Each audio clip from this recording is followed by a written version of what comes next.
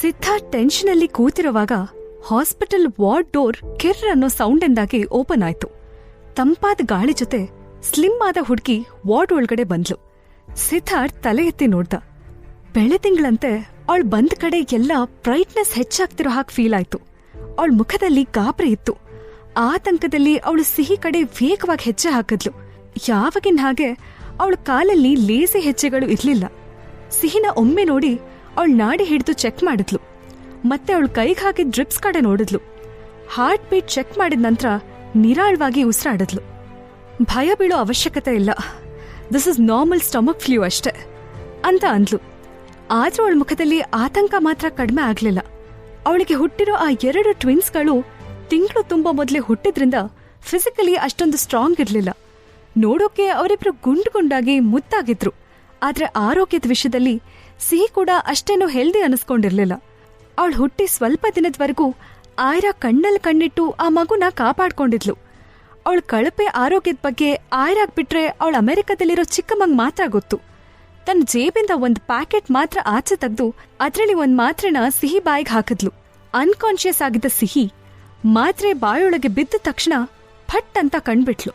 ಅವಳ ಪಕ್ಕ ನಿಂತಿದ್ದ ಮಮ್ಮಿನ ನೋಡಿ ಅವಳ ಕಣ್ಣು ಅರಳಿದ್ವು. ಗಟ್ಟಿಯಾಗಿ ಅವಳ ಕೈ ಹಿಡ್ಕೊಂಡು ಮಮ್ಮಿ ಮಮ್ಮಿ ಅಂತ ಹೇಳ್ತಾ ನಿದ್ದೆ ಹೋದ್ಲು. ಬ್ಲ್ಯಾಕ್ ಕಲರ್ ಡ್ರೆಸ್ ಹಾಕೊಂಡಿದ್ದ ಆಯ್ರಾ ಅವತ್ತು ತುಂಬಾ ಮುದ್ದ ಕಾಣಿಸ್ತಿದ್ಲು. ಅವಳು ಪುಟ್ಟ ಕಣ್ಗಳಲ್ಲಿ ನೀಲಿ ಶೇಡ್ ಇತ್ತು. ಅವಳು ಸಿದ್ಧಾರ್ಥ್ ಕಡೆ ಸನ್ನೆ ಮಾಡಿ ವಾರ್ಡಿಂದ ಆಚೆ ಹೋದ್ಲು. ಅವಳನ್ನೇ ಫಾಲೋ ಮಾಡ್ಕೊಂಡು ರೂಮಿಂದ ಹೊರಗಡೆ ಬಂದ. ಅವನು ಬರೋದ್ರೊಳಗೆ ಅವಳು ಸ್ಟೆಪ್ ಇಳ್ಕೊಂಡು ಹೊರಗೆ ಹೋಗಿದ್ ನೋಡ್ದ. ಹಿಂದೆ ತಿರುಗಿ ಸಿದ್ಧಾರ್ಥ್ನ ನೋಡಿದ ಆಯ್ರಾ ಬನ್ನಿ ಅಂತ ಸ್ಮೈಲ್ ಮಾಡ್ತಾ ಕಾರ್ನರ್ ಅಲ್ಲಿ ಮರೆಯಾದ್ಲು. ಅವಳ್ಯಾಕ ಅವನನ್ನ ಕರೀತಿದ್ದಾಳೆ ಅಂತ ಅರ್ಥ ಆಗದೆ ಅವಳನ್ನ ಹುಡುಕ್ತಾ ಕೆಳಗಡೆ ಫ್ಲೋರಿಗೆ ಬಂದ.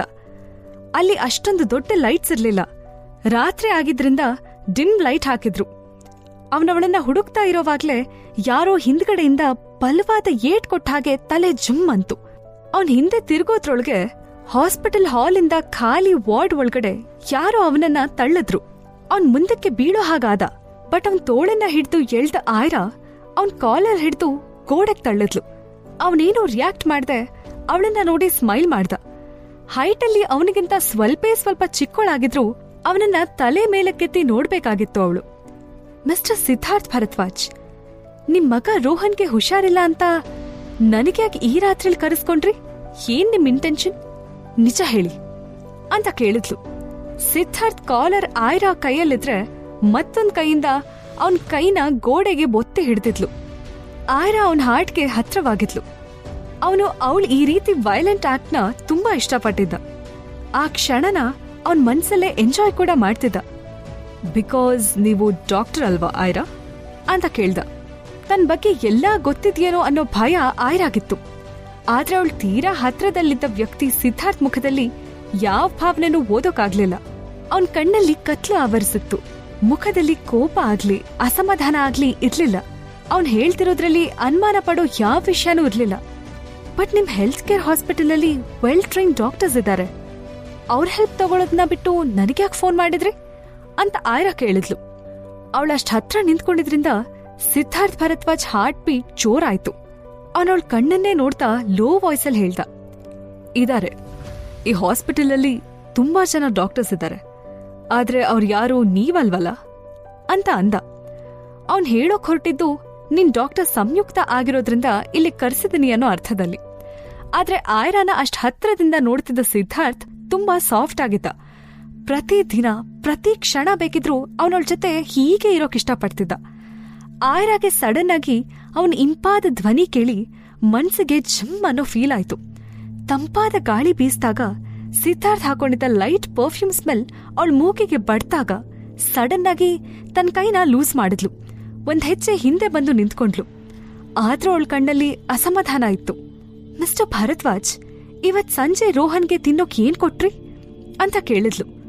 ಮಗಳ ವಿಷಯಕ್ ಬಂದಾಗ ಅವನ್ ಕೇರ್ಲೆಸ್ ಆಗಿರೋಕ್ ಸಾಧ್ಯ ಆಗ್ಲಿಲ್ಲ.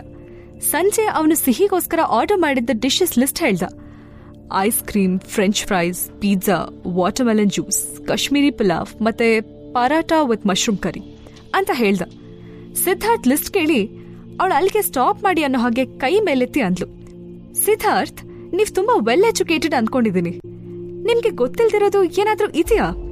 ಮಕ್ಕಳು ಡೈಜೆಸ್ಟಿವ್ ಸಿಸ್ಟಮ್ ತುಂಬಾ ಪುವರ್ ಇರುತ್ತೆ. ಮಕ್ಕಳಿಗೆ ಓವರ್ಲೋಡ್ ಆಗುವಷ್ಟು ಫುಡ್ ಕೊಡಬಾರ್ದು. ಎಸ್ಪೆಷಲಿ ನೈಟ್ ಟೈಮ್ ಮಕ್ಕಳಿಗೆ ಕಡಿಮೆ ಫುಡ್ ಕೊಡಬೇಕು. ಕೋಲ್ಡ್ ಮತ್ತು ಹಾಟ್ ಎರಡೂ ಡಿಶಸ್ ಒಂದೇ ಸರ್ತಿ ಸ್ಟೊಮಕ್ಗೆ ಹೋಗೋದ್ರಿಂದ ಪೇನ್ ಬರುತ್ತೆ. ಮಕ್ಕಳು ಅಂತಲ್ಲ, ಎಲ್ರಿಗೂ ಈ ರೀತಿ ಆಗೋದು ಕಾಮನ್. ನೀವು ನಿಮ್ಮ ಮಗನ್ನ ಇಷ್ಟು ಕೇರ್ಲೆಸ್ ಆಗಿ ಬೆಳೆಸ್ತೀರಾ ಅಂತ ನಾನ್ ಗೆಸ್ ಮಾಡಿರ್ಲಿಲ್ಲ ಅಂತ ಆಯ್ರಾ ಮುಖ ತಿರುಗಿಸಿ ಹೇಳಿದ್ಲು. ಅವಳ ಮುಖದಲ್ಲಿ ಅಸಡ್ಡೆ ಇತ್ತು. ರೋಹನ್ ಅವಳ ಜೊತೆ ಇದ್ದಿದ್ರಿಂದ ಆಯ್ರಾಗೆ ಅವನು ಫುಲ್ ಬಾಡಿನ ಚೆಕಪ್ ಮಾಡೋಕ್ ಸಾಧ್ಯ ಆಗಿತ್ತು. ಅವನ್ ಪರ್ಫೆಕ್ಟ್ ಆಗಿದ್ದ. ಅವನಲ್ಲಿ ಸ್ವಲ್ಪ ಮಟ್ಟಿಗೆ ವೀಕ್ನೆಸ್ ಇತ್ತು ಬಿಟ್ರೆ ಆರೋಗ್ಯದಲ್ಲಿ ಅವನಿಗೇನು ಪ್ರಾಬ್ಲಮ್ ಇರ್ಲಿಲ್ಲ. ರೋಹನ್ ಆರೋಗ್ಯ ಚೆನ್ನಾಗಿರೋದ್ನ ನೋಡಿ ರೋಹನ್ ತುಂಬಾ ಚೆನ್ನಾಗಿ ಬೆಳೆಸಿದ ಸಿದ್ಧಾರ್ಥ್ ಬಗ್ಗೆ ಅವಳಿಗೆ ಹೆಮ್ಮೆ ಆಗ್ತಿತ್ತು. ಆದ್ರೆ ಸಿಹಿ ಈಗ ಹೊಟ್ಟೆ ನೋವಿಂದ ನರಳಬೇಕಿದ್ರೆ ಅವಳಿಗೆ ಸಿದ್ಧಾರ್ಥ್ ಈ ಮಕ್ಕಳಿಗೆ ತಂದೆ ಆಗೋಕೆ ಯೋಗ್ಯನಾ ಅಂತ ಅನಿಸ್ತು. ಶರಣ್ಗೆ ಹಳೆಯ ದಿನಗಳು ನೆನ್ಪಾದ್ವು. ಒಂದಿನ ಕುಡಿದ ಮತ್ತಲ್ಲಿ ಅನುರಾಧ ಜೊತೆ ಬೆಡ್ರೂಮ್ ಅಲ್ಲಿದ್ದೀನಿ ಅಂತ ಭಾವಿಸಿದ್ದ ಅವನು ಅದಾದ್ಮೇಲೆ ಮಾರ್ನಿಂಗ್ ಎದ್ದಾಗ ಅವನ್ ಪಕ್ಕ ರೂಪಾ ಇದ್ಲು. ಅದೊಂದ್ ದಿನ ಬಿಟ್ರೆ ಅವನ್ ಯಾವತ್ತೂ ರೂಪಾ ಜೊತೆ ಬೆಡ್ ಶೇರ್ ಮಾಡಿರ್ಲಿಲ್ಲ. ಈ 5 ವರ್ಷ ಅವಳನ್ನ ಮನೇಲಿಟ್ಕೊಂಡಿದ್ರು ಯಾವತ್ತೂ ಅವಳನ್ನ ಟಚ್ ಮಾಡಿರ್ಲಿಲ್ಲ. ಇನ್ಫ್ಯಾಕ್ಟ್ ಅವಳ ಮೇಲೆ ಅವನಿಗೆ ಯಾವುದೇ ಫೀಲಿಂಗ್ಸ್ ಇರ್ಲಿಲ್ಲ. ಡ್ರಿಂಕ್ಸ್ ಮಾಡಿದ್ ಹೆಚ್ಚಾಗಿದ್ರಿಂದ ಅನುರಾಧ ಅಂತ ಮಿಸ್ಟೇಕ್ ಮಾಡ್ಕೊಂಡು ರೂಪಾ ಜೊತೆ ಬೆಡ್ ಶೇರ್ ಮಾಡಿದ್ದು ಅವನ್ ಲೈಫಲ್ಲಿ ಮಾಡಿರೋ ದೊಡ್ಡ ತಪ್ಪು. ಅದೇ ಯೋಚನೆಯಲ್ಲಿ ಅವನು ಅಖಿಲೇಶ್ ಶರ್ಮಾ VIP ವಾರ್ಡಿಗೆ ಬಂದ. ಇತ್ತ ಆಯ್ರಾ ಮತ್ತು ಸಿದ್ಧಾರ್ಥ್ ಮಧ್ಯ ದೊಡ್ಡ ಫೈಟ್ ನಡೀತಿತ್ತು. ಕೋಪ ಬಂದ ಸಿಂಹಿಣಿ ಹಾಗೆ ಅವಳು ಸಿದ್ಧಾರ್ಥ್ನ ಗೋಡೆಗೆ ತಳ್ಳಿದ್ಲು. ಅವನ ಕಾಲು, ಕೈ, ಎದೆ ಎಲ್ಲಾ ಕಡೆ ಗುದ್ದಿದ್ಲು. ಕೊನೆದಾಗಿ ಸಿದ್ಧಾರ್ಥ್ ಶೋಲ್ಡರ್ಗೆ ಆಯ್ರಾ ಸರಿಯಾಗಿ ಏಟ್ಕೊಟ್ಟಿದ್ಲು. Mister Bharadwaj, keep up the distance ಅಂತ ಕೊಲ್ಲೋ ಹಾಗೆ ನೋಡಿದ್ಲು. ಸಿದ್ಧಾರ್ಥ್ ಇನ್ಸಲ್ಟ್ ಆದ್ರೂ ಅದನ್ನ ತೋರಿಸ್ಕೊಳ್ದೆ ಸ್ಮೈಲ್ ಮಾಡ್ತಾ, ನಾನೇನ್ ಮಾಡ್ಲಿ ಮಿಸ್ ಆಯ್ರಾ, ನೀವ್ ತಾನೇ ನನ್ನ ಹತ್ರ ಬಂದಿದ್ದು, ನೀವೇ ಫಸ್ಟ್ ನನ್ನನ್ನ ಟಚ್ ಮಾಡಿದ್ದು, ಇದ್ರಲ್ಲಿ ನಂದೇನ್ ತಪ್ಪಿದೆ ಅಂತ ಕೇಳ್ದ. ಆಯ್ರಾ ಸಖತ್ ಕೋಪದಿಂದ ಇದ್ಲು. ಅವಳ ಕೆನ್ನೆ, ಮೂಗು, ಕಿವಿ ಎಲ್ಲ ರೆಡ್ ಆಗಿತ್ತು. ಕೋಪದಿಂದ ಅವಳ ಕಣ್ಣು ರೆಡ್ ಆಗಿತ್ತು. ಮತ್ತೆ ಆ ಕಣ್ಣಲ್ಲಿ ಕೋಪದಿಂದಲೇ ನೀರ್ ತುಂಬಿಕೊಂಡಿತ್ತು.